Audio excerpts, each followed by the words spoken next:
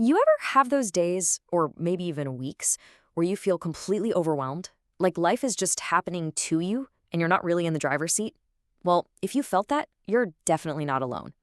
So today, we're going to dig into how we can find our agency, figure out our boundaries, and maybe most importantly, find a little bit of hope when things feel impossibly heavy. So let's just start right here with this question. When it all feels like too much, what's your go-to? What helps you get a glimpse of hope again? It can be anything, big or small. Just kind of hold that thought in your mind as we go through this together. The first step to wrangling a big, messy feeling is often just putting a name to it. If we can define it, we can start to understand it. And once we understand it, well, that's when we can start to do something about it. And the word we're going to use for this feeling is desolate. It's so much more than just being sad, isn't it? It's that deep down feeling of emptiness, like you're in a place that's totally joyless and barren. But here's the thing. Just being able to say, okay, this is what I'm feeling. I feel desolate. That right there is the first step out of that empty field. So where does a lot of this desolation come from? Well, a huge chunk of it comes from this incredibly frustrating experience, the illusion of control.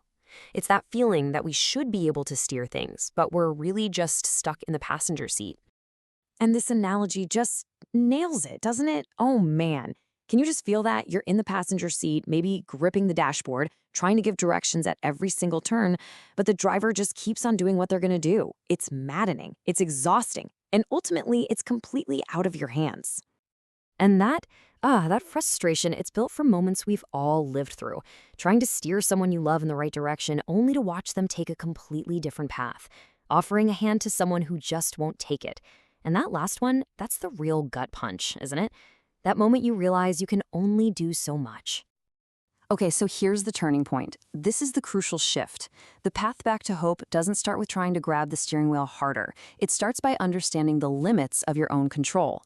It's about figuring out where your lane ends and theirs begins. And that, my friends, is where boundaries become your superpower. I absolutely love how this lays it all out. Look at that right column. That's the chaos zone, right? It's everything that just drains your battery.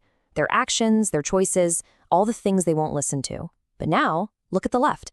That is your domain. That's where your power is. My actions, my choices, my preparations.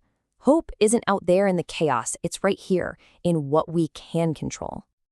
So the big question is, how do you actually make that shift? How do you live on the left side of that screen?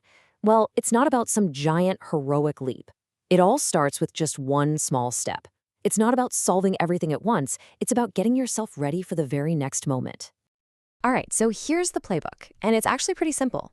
First, you recognize your limits. You know where your control ends. Second, you stop trying to fix the whole world and just take one small, manageable step forward.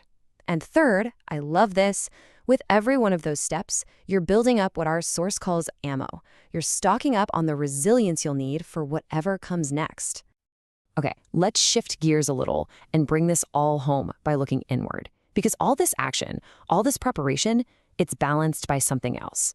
Sometimes the greatest strength isn't found in the doing, but in the quiet, in the moments of stillness. Let's just let that one sink in for a second. Even the quietest corners of the heart can surprise you with their echoes. Wow, what a beautiful thought. The idea that even when you feel completely empty, like there's nothing left, there's still an echo, a reminder that something was there and still is. And that's really what this means, right? It means that in those moments of total desolation, when you're just sitting in the quiet, something can bubble up, an insight, a memory, a feeling. It's like this little voice from deep inside that just says, hey, I'm still here. It's a reminder that you're never as hollow as you think you are. And maybe that echo, that little voice inside, maybe it looks something like this. A single, small lantern. Now look, it's not a floodlight. It's not going to light up the whole world or solve all your problems, but when you're standing alone in a vast, dark field, that little glowing lantern is everything. It's a focal point. It's warmth. It's hope. So that's the thought I want to leave you with. The next time that feeling of desolation starts to creep in, when the field around you feels endless and dark, take a moment and look for your lantern.